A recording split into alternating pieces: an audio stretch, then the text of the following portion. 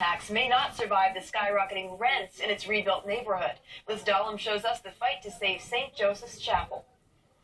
St. Joseph's, the little Roman Catholic chapel tucked away in Battery Park City, has been through a lot.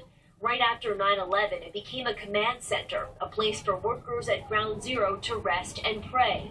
But now the chapel is facing its biggest challenge yet.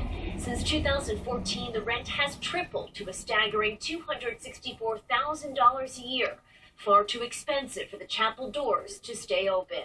Please keep the church. Don't hurt us. We need the church. Parishioners spoke to us after this morning's mass. The pastor wouldn't speak to us or allow our Fox5 cameras inside.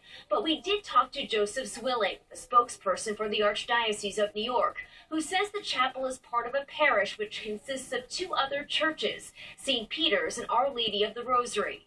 It's borrowed more than $500,000 from the Archdiocese last year to try to make ends meet.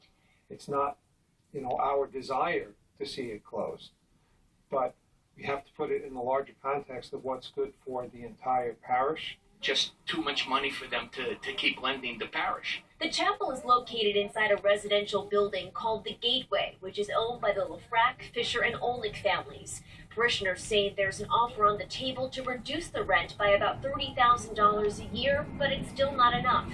In a statement, Gateway said it has generously and unilaterally offered a significant reduction in rent to the church, well below the rent called for by the church's lease, as a community gesture to Battery Park City, and awaits resolution from the church. Guess we could just pray really hard that they have a little miracle and they keep it open.